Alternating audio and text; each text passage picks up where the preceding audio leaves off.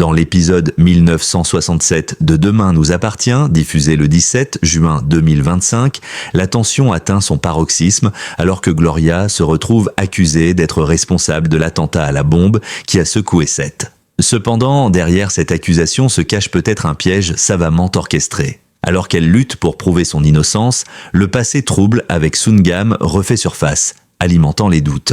Est-elle vraiment coupable ou est-elle victime d'une machination ? Martin, quant à lui, commence à suspecter que tout ne soit pas aussi simple qu'il y paraît. Et de nouvelles preuves viennent bouleverser les certitudes. La vérité semble de plus en plus insaisissable. Ne manquez pas cette intrigue palpitante qui vous tiendra en haleine. Abonnez-vous à notre chaîne, regardez la vidéo et plongez dans cette enquête pleine de rebondissements. Qui manipule Gloria ? Qui tire les ficelles derrière cette machination ? La réponse est à découvrir dans cet épisode crucial. Gloria, victime d'un piège ? Dans l'épisode 1967 de Demain nous appartient, diffusé le 17 juin 2025, les événements prennent une tournure tragique pour Gloria, qui se retrouve au centre d'une enquête qui la dépasse. En effet, accusée d'être la poseuse de la bombe qui a frappé Sète, elle doit faire face à des accusations graves dont elle peine à se défendre. Le passé tumultueux de Gloria avec Sungam refait surface et les doutes grandissent autour de son innocence. Est-elle réellement responsable de cette attaque ou bien est-elle la victime d'un piège machiavélique ? Gloria, personnage central de cet épisode, incarne à la fois la femme déterminée, mais aussi celle qui doit lutter pour prouver sa pureté et son honnêteté face à un système qui semble déjà l'avoir condamnée. Bien que son apparente calme et sa volonté de défendre son innocence soient palpables, l'atmosphère qui l'entoure est tout sauf apaisée. Sa vie, jusque-là marquée par des épreuves personnelles, semble se retrouver dans une spirale infernale, un enchevêtrement de mensonges et de manipulations qui la poussent dans une situation extrêmement délicate. L'enquête menée par Martin, qui a l'intention de résoudre l'affaire à tout prix, semble à la fois avancer et stagner. Gloria est arrêtée et les premières interrogations se portent sur elle. Le grand questionnement réside dans la possibilité qu'elle soit la victime d'un complot, d'une machination. Le passé de Gloria avec Sungam est particulièrement scruté. Celui-ci refait surface avec force, remettant en question la sincérité de ses actes et de ses intentions. La relation qu'elle a entretenue avec lui est à la fois complexe et floue. Sungam est-il impliqué dans cette affaire de bombe ? A-t-il orchestré cette mise en scène pour accuser Gloria à tort ? Le doute plane. Ce que Gloria ne sait pas encore, c'est que Martin, à travers une série de révélations et d'expertises, commence à croire que quelque chose d'encore plus tordu se cache derrière l'attaque. Les preuves matérielles semblent contradictoires et l'enquête devient un véritable casse-tête pour les autorités. Martin semble avoir des soupçons sur un autre individu, mais il ne peut pas encore l'incriminer de manière officielle. C'est dans cette atmosphère d'incertitude que Gloria se trouve prise au piège. De plus, les éléments personnels qui refont surface ajoutent encore à la confusion. La relation passée de Gloria avec Sungam semble être un axe important de l'enquête. Pourquoi Martin insiste-t-il sur ce point ? Est-ce par souci d'éclaircir l'implication de Gloria dans l'attentat ? Ou bien est-ce pour comprendre son rôle dans cette histoire bien plus complexe ? Il est encore trop tôt pour le dire, mais ce qui est certain, c'est que ce passé troublant pourrait jouer un rôle décisif dans l'issue de l'enquête. Gloria, de son côté, tente désespérément de prouver son innocence. Elle affirme être victime d'un complot, mais les preuves semblent l'accabler. Sa souffrance est palpable et son état émotionnel est de plus en plus fragile à mesure que les pressions se renforcent. La police, dont Martin fait partie, semble pencher pour la culpabilité de Gloria, mais certains membres de l'équipe commencent à avoir des doutes. Le mystère se complexifie alors que de nouvelles révélations viennent bouleverser les premières certitudes. Loin d'être un simple suspect, Gloria pourrait être une victime dans une intrigue plus vaste. L'un des aspects les plus intrigants de cette affaire réside dans la manière dont Gloria doit faire face à ses propres peurs et à ses démons intérieurs. Alors que l'enquête progresse, elle se retrouve à la croisée des chemins. Doit-elle se défendre en utilisant tous les moyens possibles, y compris en dévoilant des secrets de son passé, ou doit-elle se contenter de lutter pour sa liberté ? Sans compromettre ses valeurs personnelles, c'est là que réside la grande question. Gloria est-elle prête à sacrifier sa dignité pour sauver sa peau, ou bien choisira-t-elle de lutter avec honnêteté et de prouver son innocence, coûte que coûte ? L'ambiguïté qui entoure le personnage de Gloria est renforcée par la pression exercée par l'entourage, mais également par les enjeux personnels. Ses relations avec les autres personnages de la série, en particulier avec ceux de la famille et des amis, se retrouvent impactés par cette situation. Judith, par exemple, n'a de cesse de lui témoigner son soutien, mais elle est également confrontée à ses propres dilemmes émotionnels. La jeune femme avoue à Noor qu'elle est troublée par Jordan, mais qu'elle veut rester raisonnable dans sa gestion de ses sentiments. Ce petit écart émotionnel, à première vue anodin, montre la fragilité psychologique des personnages de Demain nous appartient, qui oscillent entre des révélations, des secrets et des incertitudes. Au fur et à mesure de l'épisode, la question de la culpabilité de Gloria devient moins évidente. Ses comportements, ses décisions passées, mais aussi ses relations complexes avec les autres personnages nourrissent la suspicion. Mais rien n'est encore réglé. L'ombre du piège s'épaissit autour d'elle, et l'incertitude devient le seul maître mot de l'enquête. Martin sur la piste du vrai coupable se poursuit avec de nouvelles révélations qui bouleversent les certitudes de l'enquête.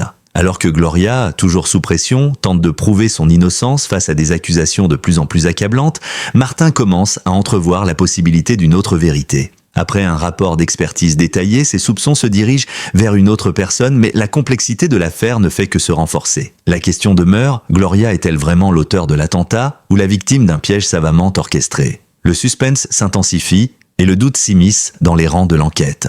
Après plusieurs semaines de travail acharné, Martin commence à percevoir une série de détails qui le poussent à reconsidérer les indices initiaux. Il semble avoir trouvé un lien entre les événements qui pourraient remettre en cause la version officielle. À première vue, les preuves accablaient Gloria et il apparaissait évident qu'elle avait joué un rôle central dans l'attentat. Cependant, les conclusions du rapport d'expertise, combinées à des éléments nouveaux qui viennent d'être découverts, laissent entendre qu'elle pourrait être victime d'un complot. L'avancée de l'enquête montre que Martin n'a pas simplement trouvé un coupable alternatif, mais qu'il semble également comprendre les ressorts profonds de l'affaire. Le rapport d'expertise, qui a d'abord paru être une simple formalité, a en réalité mis en lumière des incohérences cruciales. Certaines traces laissées sur les lieux de l'attentat, par exemple, ne correspondent pas au comportement de Gloria, et cette nouvelle donnée permet à Martin d'élargir son champ d'investigation. Si l'on y regarde de plus près, la scène du crime semble avoir été manipulée. Qui a pu interférer de la sorte? Qui a tout mis en place pour incriminer Gloria?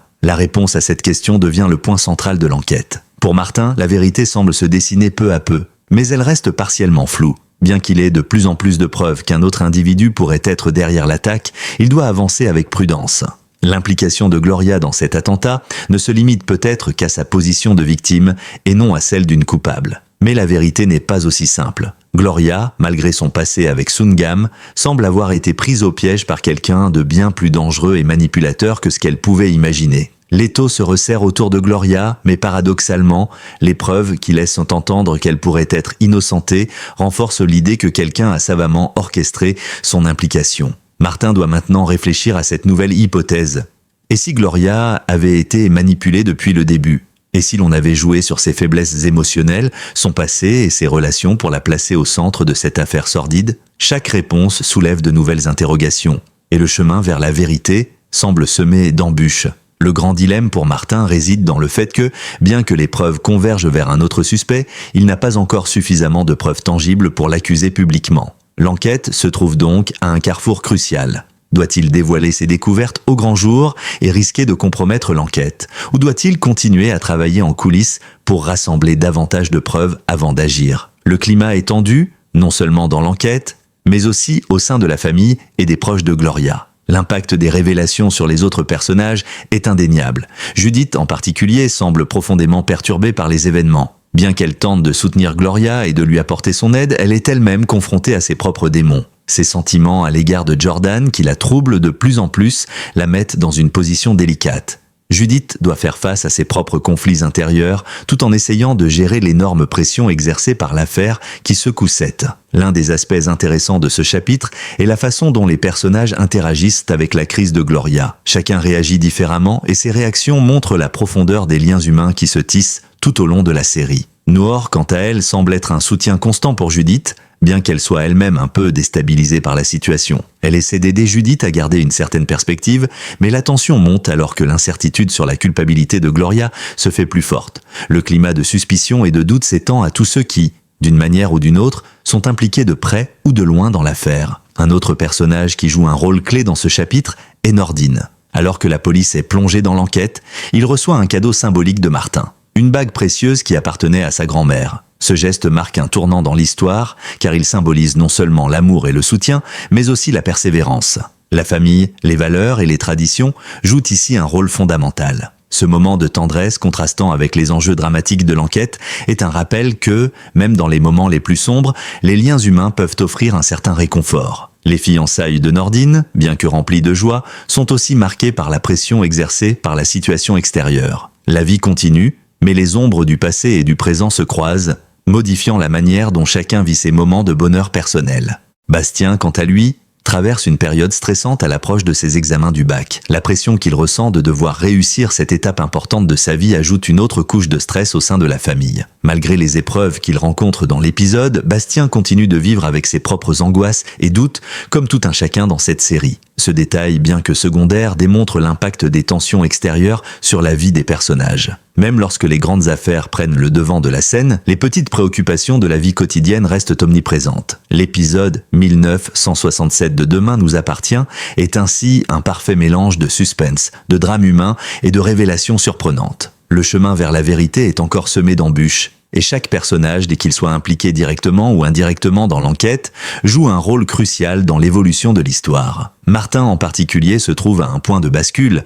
Il doit désormais faire un choix difficile entre la vérité qu'il croit avoir découverte et les implications personnelles et professionnelles de sa découverte. Des fiançailles et des révélations inattendues, l'enquête qui secoue Seth est loin d'être résolue, mais l'épisode 1967 de Demain nous appartient continue de dévoiler des événements qui, bien qu'apparemment déconnectés de l'attaque à la bombe, finissent par enrichir l'intrigue et accentuer le suspense. Loin d'être une simple enquête policière, cette histoire plonge dans les vies personnelles et émotionnelles des personnages qui, à travers leurs relations et leurs luttes intérieures, ajoutent des couches de complexité à l'intrigue principale. Dans ce chapitre, l'attention se porte sur deux éléments majeurs, les fiançailles de Nordine et les tourments personnels de Bastien. Le moment fort de cet épisode, sur lequel l'histoire semble se concentrer, est la remise d'un cadeau symbolique à Nordine par Martin. En effet, Martin, toujours aussi impliqué émotionnellement et humainement dans l'enquête, offre une bague précieuse à Nordine. Une bague qui appartenait à sa grand-mère. Ce geste, bien plus qu'un simple objet, symbolise la transmission des valeurs familiales, de l'amour et du soutien. Ce moment, à la fois intime et chargé de signification, contraste avec le climat général de l'épisode. Alors que les tensions montent autour de l'enquête sur l'attentat, ce geste de Martin permet à Nordine de retrouver un peu de sérénité, au moins pendant un instant. Les fiançailles de Nordine, bien que joyeuses, sont également teintées par le contexte extérieur. La pression exercée par les événements qui secouent la ville de Seth ne peut être ignorée. Et chaque personnage, à sa manière, ressent ce poids. Le soutien de Martin à Nordine dans cette période de doute est crucial. En effet, alors que la famille de Nordine traverse des épreuves personnelles, ce geste de Martin témoigne de la force des liens familiaux et de la nécessité de se soutenir les uns les autres. La bague, qui représente à la fois l'amour et la mémoire, devient ainsi un symbole de l'espoir dans des temps troublés. Cependant, malgré cette touche d'optimisme, les autres personnages doivent faire face à leurs propres dilemmes. La situation de Bastien en est un exemple frappant. Le jeune homme est stressé et préoccupé par ses examens du bac, ce qui semble le ronger davantage que l'enquête elle-même. La pression qui pèse sur lui ne fait qu'ajouter à l'intensité de l'épisode, créant un contraste entre la quête de vérité de l'enquête et les préoccupations quotidiennes des personnages. Bastien, convaincu d'avoir échoué à sa première épreuve, se trouve dans un état de grande inquiétude, mais il est également partagé entre ses rêves d'avenir et ses inquiétudes personnelles. L'angoisse de Bastien, amplifiée par les événements dramatiques autour de lui, reflète une réalité que beaucoup de téléspectateurs peuvent comprendre. Même en période de crise, la vie continue et les préoccupations quotidiennes ne disparaissent pas. Dans cette atmosphère de stress et de désespoir, l'épisode laisse entrevoir des moments de complicité entre les personnages. Judith, par exemple, continue de soutenir Gloria, mais elle est elle-même tiraillée par des sentiments de confusion. Elle confie à Noor qu'elle se sent troublée par Jordan, bien qu'elle essaie de rester raisonnable. Ce petit aveu montre que, malgré la tension qui envahit leur vie, il y a encore des émotions personnelles qui influencent les décisions et les relations des personnages. La romance, l'attachement et la quête de vérité ne sont pas des éléments séparés, mais sont intimement liés dans cette histoire. La tension dans les relations interpersonnelles atteint également son apogée avec l'évolution de l'enquête. À mesure que Martin recueille de nouvelles informations et affine ses conclusions, les personnages semblent de plus en plus à la croisée des chemins, se retrouvant forcés de choisir entre soutenir leurs proches et défendre la vérité, aussi dure soit-elle. Martin, en particulier, se trouve pris dans une situation complexe. En pensant avoir découvert la vérité sur l'attentat, il doit encore faire face à l'idée qu'il pourrait être en train de jouer un rôle dans l'injustice que subit Gloria. La tension est forte, car chaque nouvelle découverte dans l'affaire soulève de nouvelles questions qui, loin de clarifier la situation, semblent l'approfondir davantage.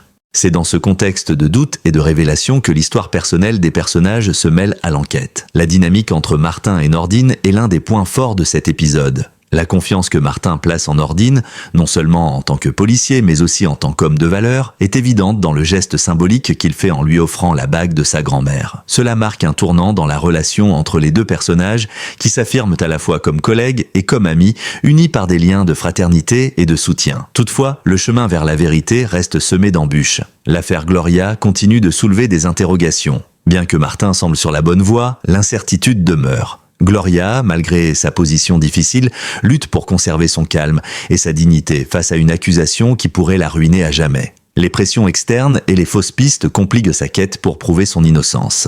En parallèle, les personnages secondaires, comme Judith et Noor, sont également pris dans cette spirale d'incertitude et d'émotion, renforçant le côté humain de l'histoire. Alors que la tension monte, l'épisode prend un tournant émotionnel, abordant des thèmes universels comme la loyauté, la famille et la recherche de la vérité. Les personnages sont confrontés non seulement à leurs propres dilemmes personnels, mais aussi à des choix moraux difficiles, qui détermineront non seulement leur avenir, mais aussi celui de ceux qu'ils aiment. Au fil des révélations, il devient évident que chaque décision prise aura un impact majeur sur le déroulement de l'intrigue et des vies personnelles des personnages. Ainsi, cet épisode de Demain nous appartient ne se limite pas à l'enquête criminelle, mais explore également la manière dont les relations humaines évoluent sous la pression du drame. Chaque personnage, qu'il soit directement impliqué dans l'enquête ou non, doit faire face à des défis personnels qui enrichissent de l'histoire et qui en révèlent les dimensions les plus profondes. Les fiançailles de Nordine, bien que marquées par une tension palpable, apportent un moment de réconfort au milieu du chaos, rappelant que, même dans les moments les plus sombres, il y a toujours une lueur d'espoir. L'histoire de Gloria, elle, ne fait que commencer, et la vérité, aussi complexe soit-elle, finira par émerger, dévoilant les secrets et les mensonges qui ont conduit à l'attentat. Mais à quel prix ? Merci d'avoir regardé cette vidéo jusqu'à la fin. Nous espérons que vous avez apprécié cet épisode palpitant de Demain nous appartient et que vous êtes aussi impatients que nous de découvrir la suite des événements. Si vous avez aimé cette vidéo, n'oubliez pas de vous abonner à notre chaîne pour ne rien manquer de nos prochaines vidéos. Nous vous encourageons également à laisser un commentaire ci-dessous pour partager vos impressions, vos théories ou vos questions sur l'intrigue. Votre avis compte beaucoup pour nous et nous aide à améliorer notre contenu. Restez connectés et suivez nos vidéos à venir car de nombreux rebondissements vous attendent. À très bientôt pour de nouvelles aventures et encore merci pour votre fidélité.